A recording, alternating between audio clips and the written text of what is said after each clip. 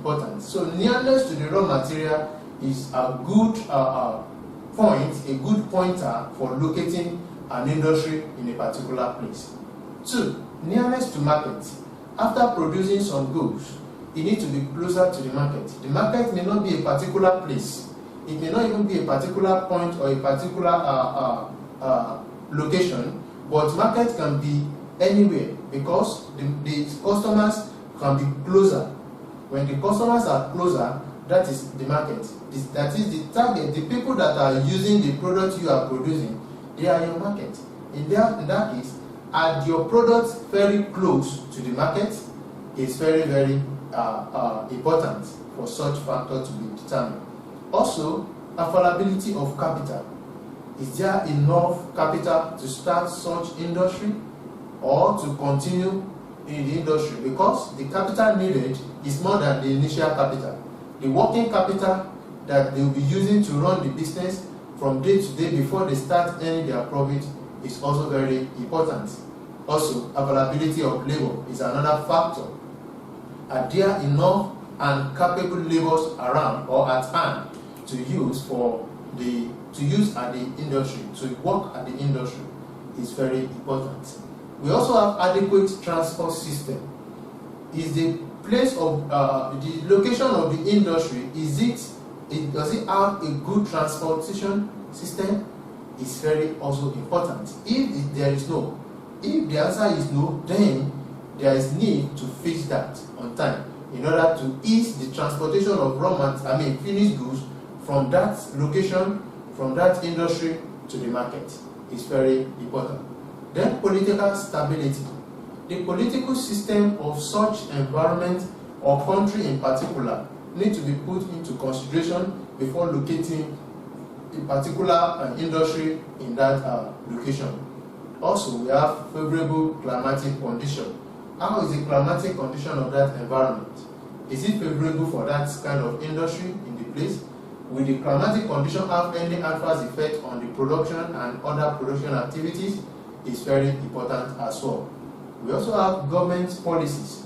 Government policies is also important to be considered because government of a particular country need to be put into consideration whether their policies are favorable to the industry or to the output or to the market of that industry or not.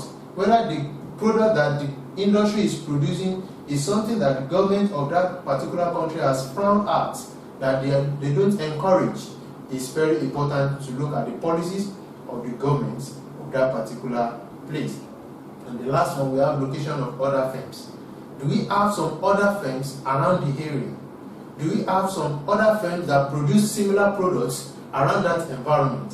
So much that there will be a kind of high level of competition between them. It's also important. If there is, there may be need for second thought to look for another better place where the level of competition will be very low. Those are the factors to put in place before locating an industry in a particular point or at a particular place. Then we have localization of industries. By saying localization of industry, this is the tendency on the part of the industry to be concentrated in regions which are most suited for their development. That is, some industry are carried on and developed in certain areas because of their natural and acquired advantages. This localization of industry is not dealing with the location of a particular industry in a place, but having similar firms, similar industries in a particular environment, citing different industries in a particular environment, making that environment an industrial location. That is what we refer to as localization of industry. To determine the localization of industry, that is, when government or a particular sector want to determine the localization of an industry, what are the factors to put in place? 1. Nearness to raw material. The availability of raw materials near to the location of the industry helps considerably in reducing the transport cost and the total cost of production of that commodity. 2, we have availability of source of power. That is, availability of cheap power resources is another important factor that influences the concentration of industry in a particular area. When there is source of power very close to a particular area, so many industry will determine and will feast a particular their industry in that environment. 3, physical and climate condition. If suitable climate and desirable physical condition exist for a particular industry, that such industry will be established and developed in that region because of that climatic condition that is favorable to that particular industry. Another determinant is the nearness to the market. Industry have a tendency to be localized in those areas where the market is near at hand. That is, the goods produced can be easily brought to the market and can be much saving in cost of transportation. Also, we have availability of capital. Industry may spring up in those areas where capital is available at the lowest rates. That is, where capital is so available, maybe by the government or by financial institutions. Also, we have supply of trained labor. If an environment is full of some trained labor that such an industry can employ, that environment to be a suitable place for industries to be concentrated on. Those are the determinants of the localization of industry in a particular place. Then, advantages of localization of industry. What are the advantages? 1, a localized products gain reputation, and thus it becomes easy for a firm to find good markets within and outside the country. For instance, if a rice mill is established in Abakaliki, Nigeria, it will acquire very good commercial reputation and it is easy to sell such products at a good price. Why? Because such environment like Abakaliki is well known for the production of rice. In that case, if any rice mill is now being established in such environment, it will gain a kind of reputation that the product of that environment is a good, of that industry is a good one from the environment. 2, when an industry is located in a particular region, it is easy to get skilled labor of the industry. Industrial skills passes on from father to son. That is, in an environment that is known for a particular product, and an industry producing that product is established in that place, it is believed that the people of that region are used to the production of that particular product, and it is like a generational skills passed from generation to generation. Therefore, getting a skilled labor, a well-trained labor in such environment will not be difficult. 3, localization leads to promotion and growth of subsidiaries. That is, it will help those that are coming up to quickly grow and make up to the level of advancement.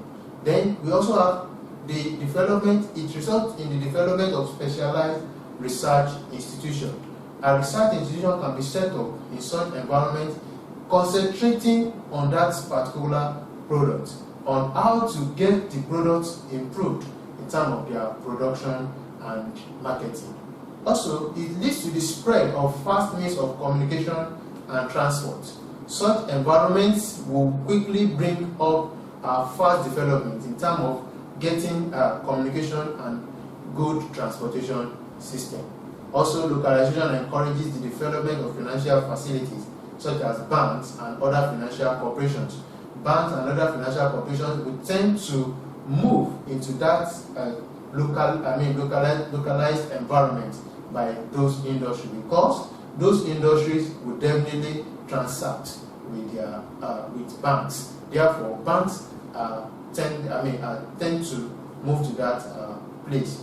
Then localization provides opportunities both for workers and the industrialists to understand each other and to form an organization to safeguard their own interests. Those are the advantages of localization of industry.